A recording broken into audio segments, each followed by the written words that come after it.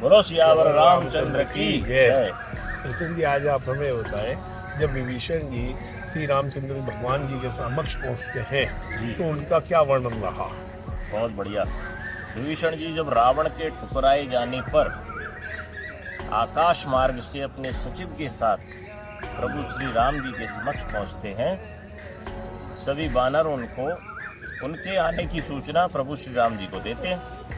अब सामने जब भगवान श्री राम आए हैं तो उनको उनके दर्शन करके उनकी आंखें एकदम स्तब्ध रह जाती हैं। और स्तब्ध कैसे रह जाती हैं? वो देखते हैं बहुरी राम छविधाम विलोकी, एकदम टकटकी लगाकर भगवान श्री राम के दर्शन करने लगते हैं, उनकी छवि के दर्शन करने लगते हैं। बहुरी राम छविधाम विलोकी रहे टटुक एक तक पल रोकी, आंखों के पलक को रोक कर, अरे वाह कितने सुंदर है मेरे प्रभु। भुज प्रलंब कंजारुन लोचन, श्यामल गात प्रणत भय मोचन। भुज प्रलंब, उनकी भुजाएं विशाल हैं, कंजारुन लोचन, उनकी आंखें बड़ी सुंदर और विशाल काय हैं। श्यामल गात प्रणत भय मोचन, उनका श्यामल शरीर, सांवला शरीर इस प्रकार से है कि वो सामने किसी के अंदर कोई भय भी हो ना, उस भय को समाप्त कर दे। अच्छा, सुग्रीव वहां से आया था, ये विभीषण जी जब वहां से आए थे तब वो मन में तरह तरह के प्रश्न चल रहे थे, पता नहीं राम मुझे अपनाएंगे या नहीं अपनाएंगे, मैं तो एक पापी देह वाला व्यक्ति हूँ, तो राम जी मुझे अपनाएंगे नहीं अपनाएंगे। तो उनकी छवि का दर्शन करने के बाद उसके सारे भय चले गए। तो श्यामल गात प्रणत भय मोचन, सिंध कंद आयत और सोहा, और उनके जो कंधे कैसे हैं, सिंह के समान हैं, शेर के समान। आनन अमित मदन मनमोहा, और उनकी छवि इस प्रकार से है कि करोड़ों कामदेवों को भी वो लज्जित कर दे, करोड़ों कामदेव भी उनके सामने छोटे पड़ जाएं, इस प्रकार से उनकी छवि है। और नयन नयन नीर पुलकित अति गाता, मन धर धीर कहीं मृद बाता। सुग्रीव के मन में क्या है, उनके नयन भर आते हैं उनकी छवि को देखकर। प्रभु श्री राम की कितने लंबे समय से तलाश थी, कितने लंबे समय से उनकी छवि के दर्शन करने की इच्छा थी। विभीषण के नयन भर आते हैं जब उनकी छवि के दर्शन करते हैं। मन धर धीर कहीं मृद बाता। अच्छा, मन को धैर्य रखकर विभीषण ने प्रभु श्री राम से बड़ी सुंदर बात कही कि देखो, नाथ दशानन कर में भ्राता, हे प्रभु, मैं दशानन का भाई हूँ। अपना एकदम प्योर इंट्रोडक्शन दे रहे हैं, जैसे हृदय को खाली कर दिया हो, कोई छल नहीं है हृदय में उनकी।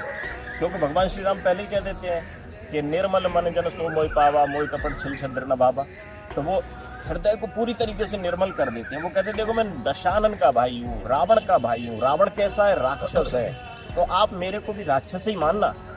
अपने आप को कह रहे हैं देखो, मेरे को राक्षस ही मान, मैं इतना निश्चर वंश जन्म सुरत्राता। हे प्रभु, मैंने निशाचरों के वंश में जन्म लिया है, तो आप मेरे को ये मानना कि मैं निश्चर हूँ, मैं अभी भी अधम हूँ। सहज पाप प्रिय तामस देहा, जथा उल्लू तम पर नेहा। जिस प्रकार से एक उल्लू को अंधेरी अंधेरी रातें ही प्यारी होती हैं, उसको दिन से कोई मतलब नहीं है, वैसे ही मैं इस नीच कोटि का राक्षस हूँ कि मुझे भी पाप कर्म ही प्यारे हैं। और वो तो आपकी कृपा है प्रभु कि श्रवण सुजस्व ने आयो, प्रभंजन भववीर, त्राहि त्राहि आरती हरण, शरण सुखद रघुवीर। वो तो आपकी कृपा है कि आपके श्रवण को सुनकर, आपकी कथा को, आपकी कृपा को, आपकी महिमा को सुनकर मैं आपके समक्ष आ गया हूँ। आपकी कृपा है, ये मेरा कुछ नहीं है। बस आपके दर्शन करने के लिए, आपकी शरण में आने के लिए मैं आ गया हूँ।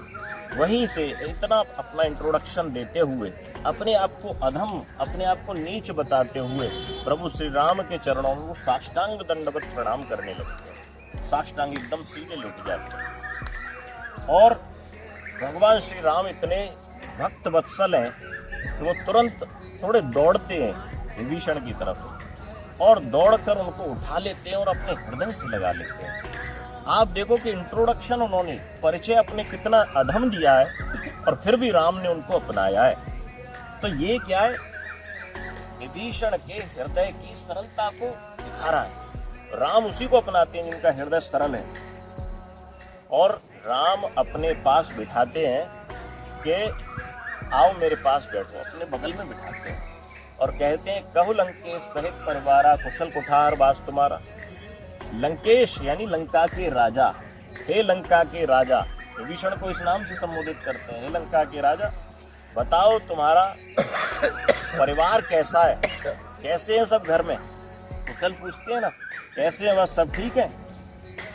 और हे सखा, सखा धर्म निभहे के बाद, हे सखा तुमने इस धर्म को यानी मेरे प्रति जो श्रद्धा है इसको इन राक्षसों के बीच भी किस प्रकार बनाकर रखा। यानी इतना कुसंग है, चारों तरफ का वातावरण इतना मलिन है, दूषित है कि राम का नाम नहीं लेता कोई वहां पर, तो तुमने फिर भी राम नाम को अपने हृदय का आधार किस प्रकार से बनाकर रखा। विभीषण कहते हैं कि हे भगवान, नरक में रहना अच्छा है, दुष्टों के बीच में रहना बहुत बुरा है। मैं दुष्टों के बीच में रह रहा था, विषय वासना दुष्टों के बीच में जीव को घेर लेती है, तो इसलिए विषय वासना को छोड़े बिना शांति नहीं मिलती। अब मैंने सारी विषय वासना सभी दुष्टों को छोड़ दिया है, उनके मध्य से निकलकर आपकी शरण में आया हूँ, अब मुझे शांति मिल रही है। और जब तक शांति तभी मिलती है जब विषय वासना छूटती है, जब रघुपति के चरण, भगवान श्री राम के चरण हृदय में बसते हैं, तब विषय वासना छूटती है। और जीवन में जब राम रूपी सूर्य का उदय होता है ना, तभी जीवन सार्थक होता है।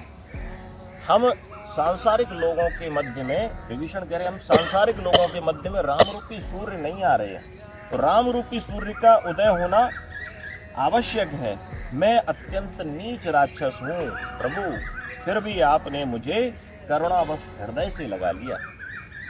प्रभु श्री राम से विभीषण ये बात कह रहे हैं कि देखो मैं मेरे अंदर इतने अवगुण हैं, फिर भी आपने हृदय से लगा लिया, नीचे से उठा के अपने हृदय से लगा लिया। ये राम आप ही की कृपा है, मेरा असीम सौभाग्य है कि मैंने ऐसे प्रभु श्री राम के चरण कमलों की शरण ग्रहण करी है।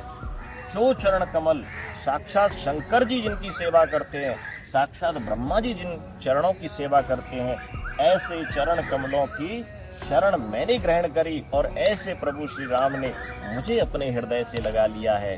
तो आज के वीडियो में भगवान श्री राम किस प्रकार से एक साधारण से भक्त को भी अपना लेते हैं और अपने हृदय से लगाते हैं, उनकी भक्त वत्सलता का परिचय मिलता है। तो आज का वीडियो हम यहीं विराम करते हैं। एक बार जोर से बोलेंगे, सियावर रामचंद्र की जय।